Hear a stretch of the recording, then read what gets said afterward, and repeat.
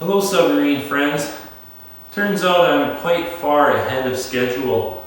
The submarine is only a few days away from diving. So before I install this cylinder and all that up here, I thought I'd take the opportunity to make a video of the interior of the submarine. It's quite difficult to do that with all this on. So I'm going to remove this and I'm going to show you guys what's inside. Okay, this is the left side of the interior of the submarine. This right here is the CO2 scrubber. It normally has a bracket across the top to hold it down. It's just missing at the moment. This right here is from the original build, and it actually can be rotated to create a function on the outside of the sub. I've just eliminated it, so it's still there, just not in use. This guy right down here, that's the CO2 monitoring device. That tells me how many parts per million CO2 is inside the occupant sphere. This is the high pressure regulator. It's a 6,000 psi regulator. So it takes pressure from the 80 cubic foot scuba tank on the outside of the sub, and it's plumbed to that regulator, and then the regulator drops the pressure to 150 to 200 pounds or whatever I happen to need.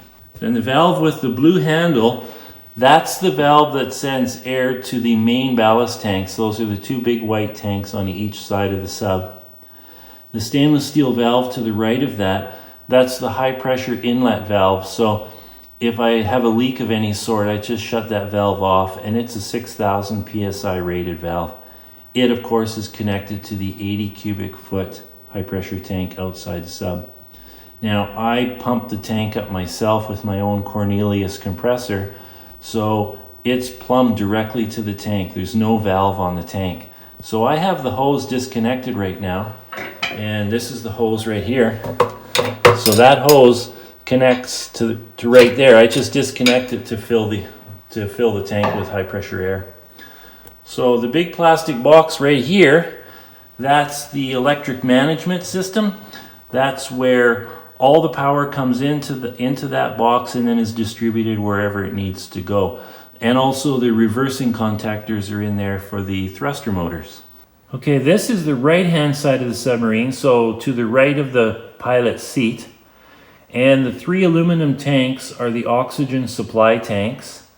And there's two additional tanks, one stored up front and one behind the pilot's seat.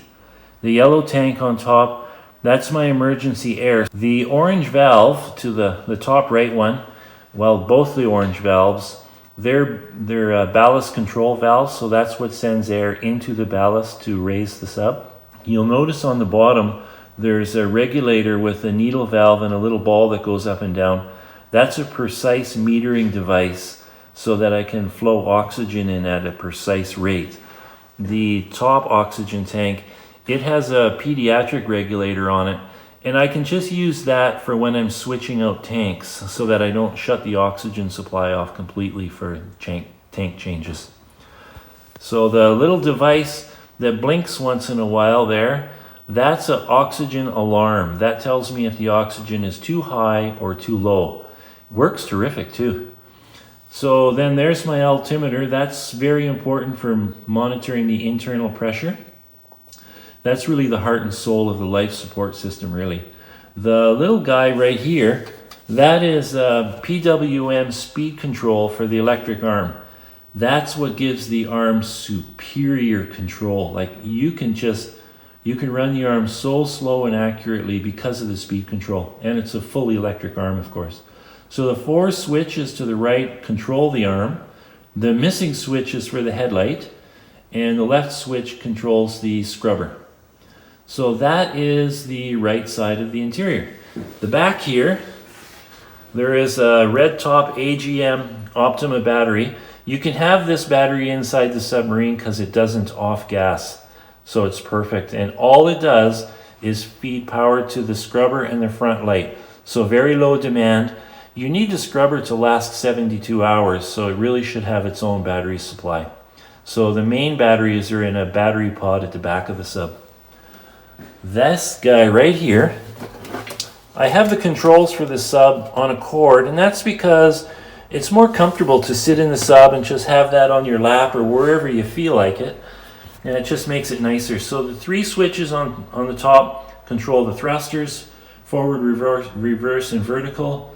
And the 3 switches below control the 3 solenoids for submerging the sub.